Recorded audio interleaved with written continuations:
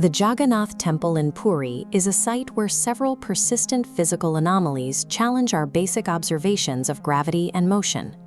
Observers documented a specific set of impossibilities here: temple flags that fly directly against the wind, a massive stone structure that casts no shadow at high noon, and an airspace that aerial wildlife refuses to enter. For centuries, these phenomena were easy to dismiss.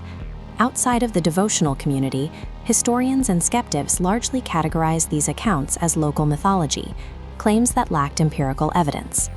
Recent deployments of scanning technology have moved these observations out of the realm of oral tradition and into the territory of measurable data.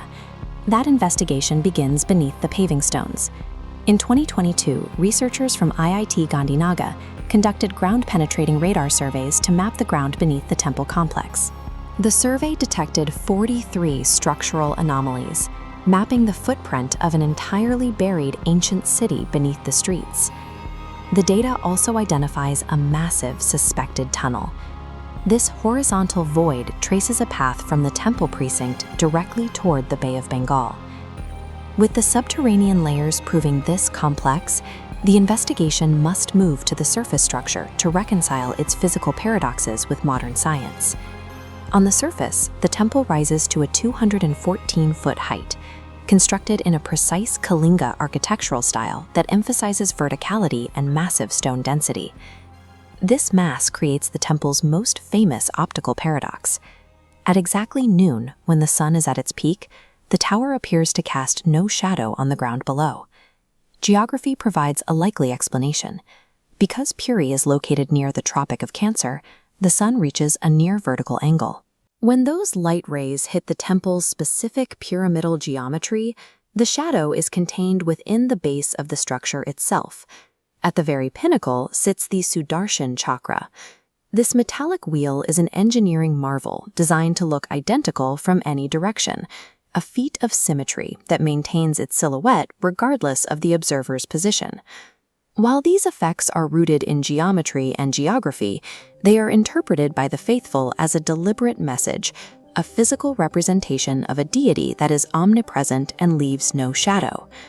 This anomalous environment extends into the sky. Local observation and flight regulations maintain that birds do not rest on the spire, and aircraft do not cross directly over the temple dome. The spiritual explanation cites the protective aura of the Sudarshan chakra and the invisible presence of the eagle god, Garuda, who guards his master's sky. Aerodynamics offers a different view. As coastal winds hit the 214-foot vertical face of the tower, they are forced upward, creating chaotic airflows and turbulent pockets directly above the spire that birds would naturally avoid. Whether the cause is fluid dynamics or a specific divine mandate, this isolation turns the temple's immediate airspace into a pristine, untouched realm. Moving from the sky to the heart of the temple, we reach the inner sanctum. Here, the deities are not carved from stone or metal, but from wood. Because wood is perishable, the temple follows the Nabakalebara ritual.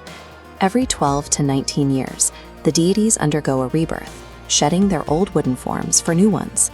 The transition happens during a midnight ritual of absolute secrecy. Blindfolded priests transfer the Brahma Padartha, an unseen soul substance, from the old idols into the new, a process shielded from the eyes of the world. Selecting the new wood follows a set of seemingly impossible criteria. The specific neem trees required must feature ant humps at the base, be near water or a cemetery, and be guarded by snakes. This ritual represents the temple's core paradox, the attempt to house an eternal cosmic force within a vessel as fragile and temporary as a piece of timber. Our spatial journey through the temple reveals two distinct realities. We have the scientifically verifiable data of the underground GPR scans and the unprovable ancient mystery of the soul substance in the sanctum. The Nabakalebara ritual connects these two. What exactly is housed inside these wood idols but justifies building secret subterranean escape routes while also driving millions of people to flood the streets to see them? Unlike most Hindu temples, which house deities made of durable stone or metal, the idols in Puri are carved from wood.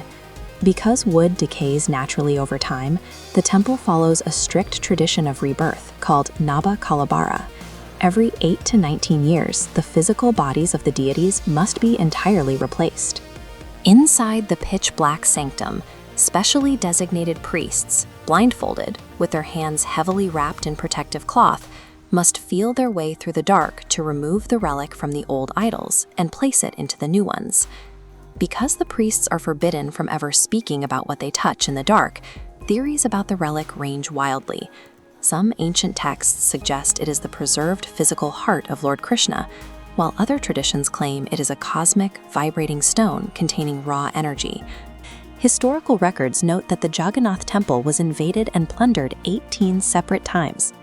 During those sieges, the priests had to rapidly secure the wealth of the treasury and the physical idols themselves. A direct underground route to the sea offers a practical explanation for how the deities survived centuries of violent raids. Yet for all this historical secrecy and underground protection, the temple flips the script entirely once a year during the Rath Yatra festival. The heavily guarded deities are brought out of the dark sanctum and placed directly into the chaotic public streets. Look at the sheer human scale required to pull these massive chariots forward. Once these wooden structures build momentum on the packed streets, they are nearly impossible to stop, demanding coordinated, grueling physical effort from thousands of people to keep them moving safely. We can measure the exact solar alignment of the temple's shadow, and we can map the ancient escape tunnels buried in the earth. But at the very center of the Jagannath Temple, the final mystery remains completely dark, proving that the most enduring monuments are those where empirical science ends and total faith takes over.